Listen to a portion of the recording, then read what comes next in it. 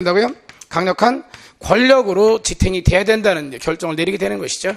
그 이후 미국은 한 번도 권력 1등 자리에 내려온 적이 없는 그런 확고한 지지 기반 뭡니까 지위를 갖다 유지하고 있고요. 2번, 3번, 4번은 모겐소가 얘기하는 국제 평화 유지 방법에 관련된 얘기입니다. 이렇게요. 모겐소는 권력 정치 중요성을 현실적 중요성을 강조했으나 중요했죠. 권력 정치라는 얘기는 압도적 힘의 우위를 통해서 자국의 안보를 갖다 유지하는 걸 보통 의미하는데 강조해서 외교와 타협은 중시하지 않았다. 틀렸습니다. 이렇게 외교가 대단히 중요하다. 싸우지 않고 이기는 것이 대단히 중요함을 갖다 얘기를 하고 있죠. 이렇게. 그러니까 이 권력이 중요한 것은 타국을 갖다 때려잡기 위한 그런 목적이 아니라 자국의 뭘 위한 거라고요? 생존을 위한 것이죠. 근데 생존의 방법이 뭘 수도 있다고 한다면요. 외교일 수도 있다고 한다면은 외교도 당연히 충분히 이용해야 되는 그런 방법입니다. 이렇게요. 3번 모겐소는 정치력을 최대화하는 길은 정치력이란 말이 좀 애매하긴 한데요. 이때 정치력이 만약에 문제 해결 능력이라고 한다면은 이 모겐소는 정치력을 최대화하는 길은 일방적 힘의 강화가 아니라 자국 목표의 자제에 있다고 주장하며 타협을 가능케 하는 역지사지 원리를 강조했다.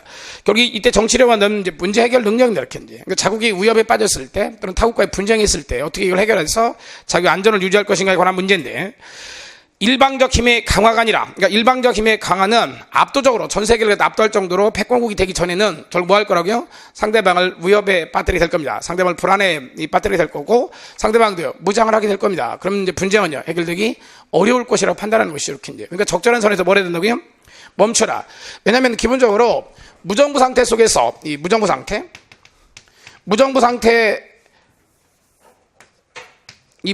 하에서 갖고 온 뭐라고요? 상대방을 믿을 수가 없습니다. 이렇게 이제. 그래서 A국이 방어 목적으로 권력을 키운다고 하더라도 얘도 뭐 할 거라고요? 키울 거라고 이렇게 이제. 이해되시죠? 그럼 이걸 계속 하다 보면 결국 뭐에 이를 거라고요? 전쟁에 이를 거라고요. 그러니까 힘을 갖다 중시하는 것도 대단히 중요하지만 일정 선에서요. 멈추는 것도 대단히 중요하다. 역지사지는 상대방이 느낄 위협에 대해서 뭐 하라고요? 사고를 하라는 거예요, 지금. 모겐소는 4번, 분별력을 지도자의 핵심적인 정치적 동력을 규정하고 이때 분별력을 안 되면 이성적인 능력이 있죠. 정확하게 사태를 판단하는 능력일 텐데 자제하면서 국가 이익 추구에 필수적인 제한적 행동만을 최대로 했다. 이 제한적 행동이란 타국을 자극하지 않는 방식의 행동을 얘기를 합니다. 이렇게 이제 분쟁을 악화시키지 말라는 거예요. 이렇게 이제.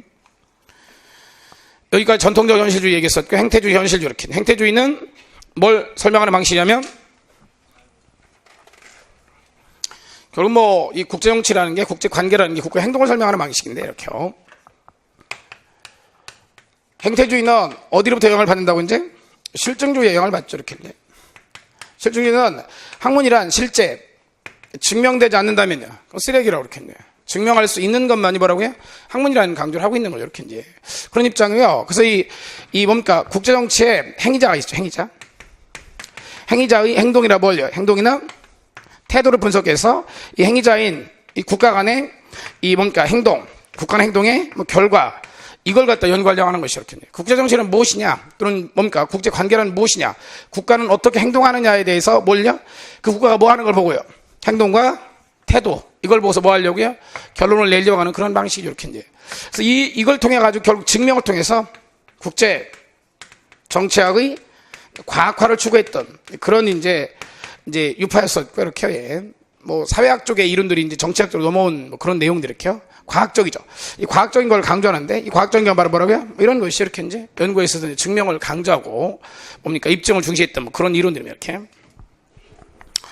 1번, 국제정치학 방법론에서 실증주의 인식 방법으로 볼 수 없는 것은 이렇게 됐어요. 자, 1번, 국제정치 현상은 자연현상과 마찬가지로 규칙성을 갖는다. 이 규칙을 강조하는 이유는, 결국 이 규칙을 통해서 뭐 하려고요? 법칙 발견의 목적이기 때문이죠. 이렇게 이제. 첫 번째, 자연현상과 사회 문화 현상은요 같다는 거 이렇게. 그 같은 것 중에 이제 대표적인 규칙성이 있다는 거예요. 규칙성. 그럼 이 규칙성을 어떻게 알아낼 것인가에 관한 문제인데요. 이 자연 현상 연구하는 게 자연과학인데. 결국 자연과학 연구 방법과 사회문화현상을 연구하는 사회과학 연구 방법은 같다고 다르다고요. 같다는 거야 이렇게 이런 측면에 있어요. 이렇게. 그래서 이제 자연과학 연구하듯이 동일한 방법을 어디 쓸 수 있다고요? 사회과학 이렇게. 이걸 뭐라고 하더라고요? 그러냐? 방법론적 이론론이라고 이렇게. 하나의 연구 방법으로 자연과학과 사회과학 둘 다 연구할 수 있다. 이렇게요. 두 번째, 국제정치에서는 과학적 방법. 지금 얘기죠. 이렇게 이제 과학적 방법. 예. 그 다음에 세 번째, 국제정치에서는 가치 중립적 방법으로 나올 수 있다. 가치 중립적이라는 얘기는 인간의 가치를요, 인간의 판단을 투여하지 말아야 된다는 건데, 이걸 위해서 사실과 뭐를요? 가치를 뭐 합니까? 이제 구분하죠. 그래서 이것만 연구하죠. 이건 뭐 할 수 없기 때문에요. 입증할 수 없기 때문에 이렇게. 네 번째, 국제정치 현상은 그것을 인식하는 주체의 주관에 따라 다르준다. 이들은 뭐라고 얘기하고 싶으면 국제정치도 뭐라고요? 주관과 분리된 무슨 영역이라고요? 객관적 법칙이 있을 거라고 지금 이제 생각하는 것이죠. 이렇게 이 법칙을 발견해서 현실을 뭐하고 현실을 분석하고 미래를 뭐 하겠다고요? 미래를 예측하겠다는 그런 이제 야망을 가지고 있었던 인물들이었었고요. 예. 자, 그 다음에요. 예. 2번도 같은 형태의 문제인데 이렇게 이제 그래서 이제 1번의 정답은 4번이었고요. 2번. 다음 중 행태주의의 특징으로 맞는 것은 이렇게 됐어요. 이렇게요. 1번, 자연현상과 사연상 본질적 차이가 존재한다. 본질적 차이가 존재하지 않는다고 보고 있고 이렇게 이제 같다는 거야. 이들의 입장은 이렇게. 그래서 이 차이가 없기 때문에 이 자연과학 연구하듯이 어떻게 해야 된다고요? 사회과학을 연구하겠다. 이런 입장이고. 2번, 자연세계와 사회세계 모두의 규칙성이 존재한다. 예, 이렇게 봤었죠. 왜요? 인간도 어떻게 보면 거대한 뭐 중에 하나라고요? 자연의 일부죠. 자연이 밤이 있고 낮이 있듯이 인간도요. 그럼 밤에 하는 일과 낮에 하는 일이 어떤 규칙성을 띠지 않겠는가? 그다음에 3번, 2번이 맞는 얘기고요. 3번, 사실과 가치 엄격한 구분은 객관적 지식수를 방해한다. 엄격하게 구분해야 된다고 믿었죠. 이렇게 이제.